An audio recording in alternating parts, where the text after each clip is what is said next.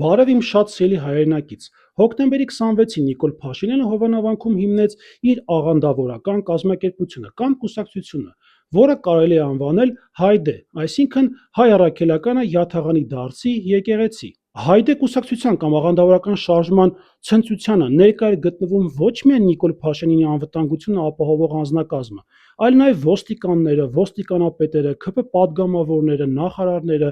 տարբեր մարզերից բերված մարդիկ։ Իդեպ, այս ցնծություն չէր կարող լինել, եթե այս ցնծությանը չմասնակցեր Նիկոլ Փաշինյանի ամենահավատարիմ ֆանատ Գոմիկը, որին Գոմիկ իդեպ ես չեմ ասում, ինքն է ասում։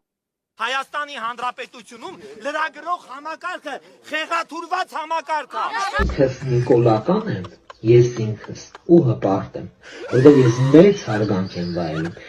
ես Գոմիկ եմ։ Հայդե աղանդավորական կազմակերպությունը հիմնականում իմ կարծիքով ունի մեկ նպատակ՝ ստեղծել կարգալույծ եղած աբիժնիկ քահանաներից մի խումբ, որը կասպատակի ոչ միայն հայ առաքելական Սուրբ եկեղեցին, այլ նաև հայ հավատավոր ժողովրդի հավատացյալ արժեքները։ Նիկոլի աղանդավորական հայ առաքելականը Յաթաղանի դարձի եկեղեցու հիմնումը իրականացնում էր ոչ միայն մի կարգալույծ Ստեփան Ասատրյան, այլ դրան մասնակցում էր հազարավոր քաղաքացիներ, կասեր իհարկե մի ԿՊԱ-ական, եթե տեսած չլիներ ահա այս նկարը։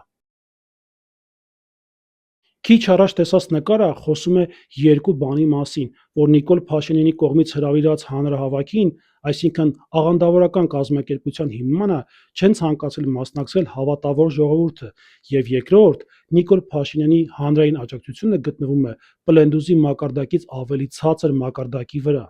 Այս նկարի զավեշտը կայանում է նրանում, որ Նիկոլ Փաշինյանի շուրջ մեկ շաբաթ առաջ հրավիրված հանրահավաքին մասնակցում էր ընդամենը 500-600 մարդ, որոնցից իդեպ 80%-ը վարչական ռեսուրսով բերված մարդիկ են, այսինքն պետական ծառայողներ։ Իմ համոզմունքը Նիկոլ Փաշինյանի մասով երբեք չի փոխվի։ Նիկոլ Փաշինյանը ավելի շատ է ատում հայ ժողովրդին ու հատկապես հայ հավատավոր ժողովրդին, քան օրինակ Իլհամ Ալիևը։ Ձեզ հետ է ես, Ադրբեջանի հարցերով փորձագետ եւ միջազգայնագետ Գառնիկ Դավթյանս։ Լավ եղեք, կհանդիպենք։